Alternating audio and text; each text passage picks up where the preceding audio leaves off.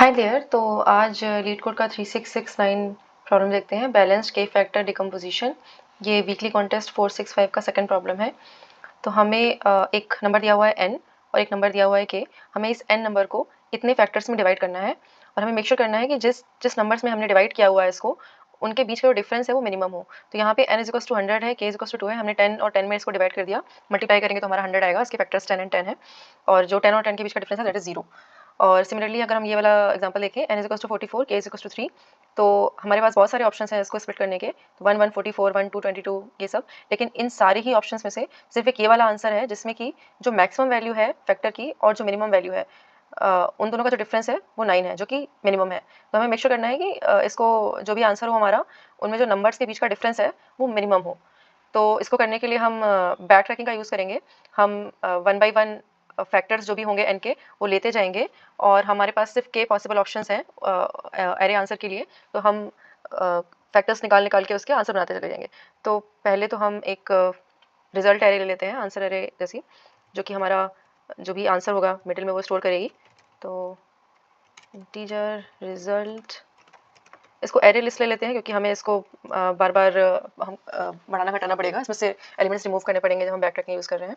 और एक हम लोग यहाँ पे डिफरेंस भी ले लेते हैं, रिजल्ट डिफरेंस करके वेरिएबल ले लेते हैं, जो कि इनिशियली हम मैक्स वैल्यू रख लेते हैं। तो इसका काम बस इतना सा होगा कि ये जो भी हमारे फैक्टर्स हम निकाल रहे हैं उनके बीच में जो मिनिमम डिफरेंस है वो मेंटेन करेगा। ठीक है, तो हमको डिफरेंस बिटवीन मैक्स एंड मिन वैल्यूज ऑफ फैक्टर्स, तो किसी भी आंसर पे हम लोग अगर होंगे किसी भी टाइम पे, तो उस आंसर के हमको देखना है कि मिनिमम और मैक्सिमम नंबर्स कौन से हैं और उनके बीच का डिफरेंस क्या है। तो इसकी हेल्प से हम रिजल्ट एरे अपनी अपडेट करते चलेंगे। तो बैक ट्रैक फंक्शन एक लिख लेते हैं। तो बैक ट्रैक फंक्शन हमारा बेसिकली n पास करेंगे जिसमें हम k पास करेंगे और 1 पास करेंगे जो कि स्टार्टिंग का फैक्टर होगा। हम किसी भी फैक्टर, मतलब किसी भी नंबर के फैक्टर जो है 1 से शुरू करते हैं, और एक एरे लिस्ट भी पास कर देंगे जो कि, हाँ, तो ये वाली जो एरे लिस्ट है ये हमारे सारे ही फैक्टर्स को स्टोर करते चलेगी। और अगर हमारे पास रिजल्ट डिफरेंस जो है किसी भी पॉइंट पे अगर मिनिमम मिल जाता है तो हम इस रिजल्ट में इस वाली एरे लिस्ट का आंसर स्टोर कर देंगे। और इसके अलावा हम 2 वेरिएबल्स और पास करते हैं यहाँ पे, जो कि हमारा मैक्सिमम और मिनिमम डिफरेंस को स्टोर करते चलेगा। तो किसी भी नंबर को अगर हम कंसीडर कर रहे हैं तो जो करंट मिनिमम और करंट मैक्सिमम वैल्यूज़ हैं उनको हम अपडेट करते चलेंगे। तो ये वाली जो वैल्यू है करंट मिनिमम को अपडेट करेगी क्योंकि ये मैक्सिमम वैल्यू है, ये कम होती चली जाएगी। और ये वाली जो मिन वैल्यू है वो करंट मैक्सिमम को अपडेट करती चलेगी हमारे फंक्शन में। तो उसकी हेल्प से हम लोग किसी भी पॉइंट पे, जैसे ही हमारी एरे लिस्ट फिल हो जाती है, सारे के यूज़ हो जाते हैं हमारे सारे फैक्टर्स, तो हम ये निकाल लेंगे कि जो रिजल्ट डिफरेंस है इसकी हेल्प से जो भी हमारे नंबर्स होंगे वो क्या है। और अगर वो हमारा अभी करंट के रिजल्ट डिफरेंस से बेटर है, मिनिमम मिनिमाइज हो रहा है, तो हम आंसर रिजल्ट एरे को अपडेट कर देंगे। तो अभी इसको आगे करते हैं तो और समझ में आएगा, क्लियर होगा।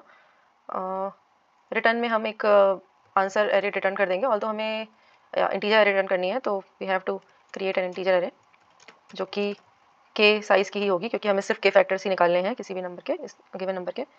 और equals to 0 i is less than K लिख लेते हैं, और जो आंसर आई होगा वो हमारा रिजल्ट से मिल जाएगा। हमें जो भी रिजल्ट पे आंसर स्टोर होगा at the end of the backtracking that we will store, और हम आंसर रिटर्न कर देंगे।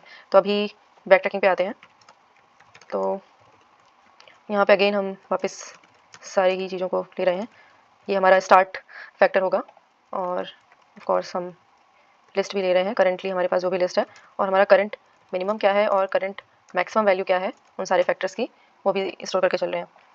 तो हमारा बेस केस तब बनेगा जब हमारे पास सिर्फ एक के की वैल्यू जो है वो 1 होगी। दैट मीन्स कि हमने अगर 6 फैक्टर्स करने थे तो हमारे पास 5 फैक्टर्स हो चुके हैं, लास्ट इज 1 फैक्टर। तो जो भी हमारा बेस केस है यहाँ पे बनेगा, और इसी बेस केस के टाइम पे हम चेक करेंगे कि हमारा जो आंसर है वो हमें मिलेगा कि नहीं मिलेगा इसकी हेल्प से। तो बेस केस लिख लेते हैं, इफ़ के इज इक्वल्स टू 1। ओके, तो यहाँ पे एक छोटी सी चीज़ हम क्या करने वाले हैं, टू मेक श्योर कि चीज़ें हमारी रिपीट ना हो, फैक्टर्स हमारी रिपीट ना हो, हम मेक श्योर करेंगे कि हम जब भी नया फैक्टर चूज़ कर रहे हैं तो हम यहाँ से स्टार्ट से शुरू करेंगे, हम इंक्रीजिंग ऑर्डर में ही फैक्टर चूज़ करेंगे। तो यहाँ पे एक एग्जांपल की हेल्प से देख लेते हैं, इस डिसीजन ट्री की हेल्प से। तो अगर हमारा n44 है, k3 है इस वाले एग्जांपल में, तो हमने पहले 1 चूज़ किया उसके बाद हम 1 1 लेकर के यहाँ पे 1 1 44 ये भी आंसर आ जाएगा हमारा इस तरफ से। और एक बार ये सेकंड वैल्यू हमारी 2 चूज़ करके 1 2 22 आंसर आ जाएगा। और अगर हम 2 चूज़ करते हैं तो ये आंसर आ जाएगा, फिर ये आंसर आ जाएगा। फाइनल आंसर हमारा 2 2 11 है। तो यहाँ पे ये वाला केस देख लेते हैं कि हमने 11 जैसे ही चूज़ किया तो हमारे पास अब ऑप्शन चूज़ करने के लिए 4 में से है, लेकिन हम इंक्रीजिंग ऑर्डर में ही चूज़ करना चाहते हैं चीज़ों को, तो हम 11 से ही प्रून कर देंगे अपनी ब्रांच को, सो दैट 11 के बाद जैसे कि ये 4 और 11 वाला केस है, तो ये वापस से यहाँ पे 11 और 4 वाला केस ना आए, इसलिए हम लोग मेक श्योर करेंगे कि हम लोग इंक्रीजिंग ऑर्डर में ही फैक्टर्स को कंसीडर करें, अदरवाइज नहीं। तो इसलिए हम जब यहाँ पे एंड में होंगे तो हमको एक चीज़ देखनी है कि हमारा जो एन बचा हुआ वैल्यू है वो greater than equals to start value है कि नहीं, मतलब जो भी फैक्टर्स से हमें शुरू करना है उससे ये बड़ा है कि नहीं। तो यहाँ पे जैसे हम देखेंगे इस वाले एग्जाम्पल में हमारा जो n बचेगा वो 4 बचेगा, और हमारा जो फैक्टर होगा वो हम ऑलरेडी 11 लेके चल रहे हैं, इसलिए इस जगह पे हम प्रून कर जाएंगे और अंदर नहीं जाएंगे लूप के, तो that is a invalid branch. लेकिन अगर ऐसा पॉसिबल है कि हम इंक्रीजिंग ऑर्डर में ले सकते हैं वैल्यूज़ को, तो हम अपने एरे लिस्ट में जो कि हमारी करंट में है उसमें हम इसको ऐड कर देंगे, क्योंकि हमारा ऑलरेडी अब 1 ही बचा है, मतलब कि जो लास्ट नंबर जो बचा है यही हमारा फैक्टर होगा। तो जैसे कि अगर हम लोग यहाँ पे हैं, अगर 1 इस वाले केस में देख लेते हैं, 2 पे हैं तो इधर 2 2 पे आए, लास्ट में 2 2, अब हमारा 11 ही बचा है और हमारे पास हमको पता है एक ही फैक्टर ले सकते हैं, तो हमको 11 को लेना पड़ेगा। तो that is what we are doing कि करंट डॉट ऐड एन, जो भी बचा है उसको ऐड कर दिया लिस्ट में, क्योंकि और कोई पॉसिबल है नहीं हमारे पास पॉसिबिलिटी। अब इसको हम और फैक्टराइज नहीं कर सकते क्योंकि हमें उसका सिर्फ एक ही फैक्टर लेना है, वो खुद है वो अपना फैक्टर, तो हमने ऐड कर दिया। अब यहाँ पे हम जो भी मिनिमम और मैक्सिमम वैल्यूज़ हैं वो भी अपडेट कर देंगे। तो ये हमारी करंट मिनिमम और जो एन जो नंबर हमने अभी लिया है फैक्टर में वो हो जाएगा, और न्यू मैक्सिमम जो हमारा है वो हो जाएगा करंट मैक्सिमम वैल्यू और जो एन करंट नंबर हमने जो कंसीडर किया है फैक्टराइजेशन में। और यहाँ पे एक हम फंक्शन लिख लेंगे जो कि ये हमारी एरे लिस्ट हम पास कर रहे हैं इसको, और करंट जो हमारे न्यू मिनिमम न्यू मैक्स जो हमारे हैं वो पास कर रहे हैं। तो इसकी हेल्प से हमें पता चल जाएगा कि ये वाली जो करंट लिस्ट हमारा जो अभी हमने आंसर निकाला है ये वैलिड आंसर है कि नहीं, इसमें हमारा जो मिनिमम और मैक्सिमम फैक्टर है उनके बीच का डिफरेंस मिनिमाइज है कि नहीं। उसकी हेल्प से हम फिर इस वाले रिजल्ट को अपडेट कर देंगे। यहाँ पे हम लोग ये जो भी हमने चेक करके फंक्शन लिखा है जो कि हमारा लिस्ट ले रहा है, अभी वाली current list, current minimum value जो है वो ले रहा है, करंट मैक्स वैल्यू जो है वो ले रहा है, इसको ले करके हम लोग पहले तो डिफरेंस निकाल लेते हैं। तो this will be max value minus मिन वैल्यू, और हम ये देख लेते हैं कि इफ़ हमारा जो डिफरेंस है, जो हमारा रिजल्ट का डिफरेंस है उससे कम है क्या, तो मतलब कि हमारा जो आंसर है वो भी हम अपडेट कर देंगे फिर यहाँ पे। तो result difference will be difference and result will become जो भी हमने अभी यहाँ पे लिस्ट पास करी है ये, तो ये हमारा आंसर अपडेट कर देंगे हम लोग। और अभी वापस से जाते हैं यहाँ पे, तो ओके यहाँ पे हमने ये यूज़ कर लिया है। तो यहाँ पे हम लोग बेस केस में k = 1 वाला केस कवर करके यहाँ पे भी हमें अपनी लिस्ट से जो भी लास्ट एलिमेंट हमने ऐड किया उसको रिमूव करना पड़ेगा, क्योंकि even though it is a base case लेकिन ये फिर भी हमारी लिस्ट का पार्ट है। तो लिस्ट में हम लोग नंबर्स जो ऐड कर रहे हैं उनको बैक ट्रैक करने के लिए हमें इसको रिमूव भी करना पड़ेगा। तो हमें यहाँ से इसको रिमूव कर देना है, और उसके बाद हम अपने नॉर्मल केसेस में जाएंगे जहाँ पे हम सारे फैक्टर्स ट्राई करेंगे नंबर के।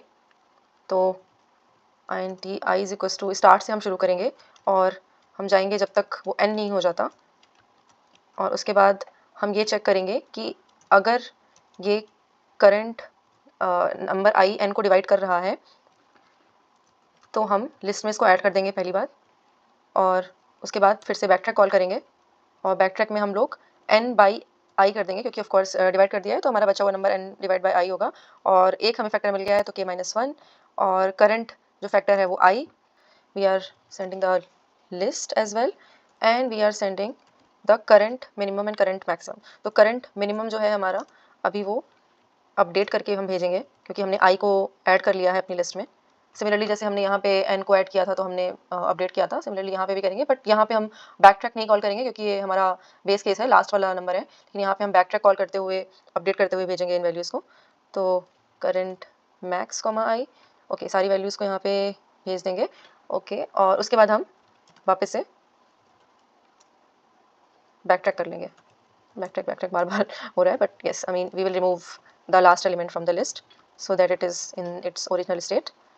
और ओके तो इसके बाद हमने ये चेक फंक्शन भी यूज़ कर लिया है, और ओके तो पहले हमने ये रिजल्ट एरे, रिजल्ट डिफरेंस, ये हमने वेरिएबल्स ले लिए हैं जो कि हम अपडेट करते चलेंगे। मिन डिफरेंस फंक्शन में हमने बैकट्रैक कॉल किया हुआ है और बैकट्रैक जो है हमारा दो चीज़ें कर रहा है। पहले तो ये हमारा जो भी फैक्टर है स्टार्ट से लेके एंड तक कॉल कर रहा है, उन फैक्टर्स को ऐड कर रहा है। लेकिन जब एंड में आते हैं हम लोग तो ये मेक श्योर कर लेते हैं कि अभी जो हमारा करंट का मैक्स और मिन वैल्यूज़ हैं, डिफरेंस जो है उन फैक्टर्स में जो भी मैक्सिमम और मिनिमम वैल्यूज़ का वो मिनिमम हो। अगर है तो हम अपनी रिजल्ट एरे को अपडेट कर लेते हैं और अपने आंसर को हम यहाँ पे रिटर्न कर देंगे। तो let's try to submit it.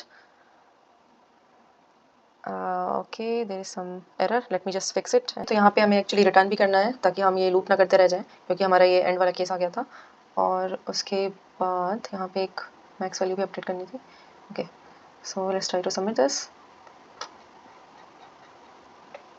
Okay, so तो इस सॉल्यूशन में, इस क्वेश्चन में जो टाइम कॉम्प्लेक्सिटी होगी वो हमारी डेप्थ पे डिपेंड करेगी रिकर्सिव ट्री की, और कितने हमारे फैक्टर्स हैं उस पर डिपेंड करेगी किसी भी नंबर के। तो लेट्स से अगर हमारे जो नंबर ऑफ फैक्टर्स हैं वो डी एन से अगर हम डिनोट करें, ऑर्डर ऑफ डी एन, और हम लोग ट्री में के डेप्थ तक जा रहे हैं, तो हर लेवल पे हम लोग के डेप्थ की पॉसिबिलिटी है। तो हमारी जो टाइम कॉम्प्लेक्सिटी होगी वो टोटल नंबर ऑफ फैक्टर्स की पावर के होगी। और जो हमारी स्पेस कॉम्प्लेक्सिटी होगी वो हमारी ऑर्डर ऑफ के होगी, क्योंकि हम मैक्सिमम के डेप्थ तक ही जा रहे हैं किसी भी रिकर्सिव ट्री में, इसलिए ऑर्डर ऑफ के होगी। And yeah, so I think that was all for this video and I will see you next time.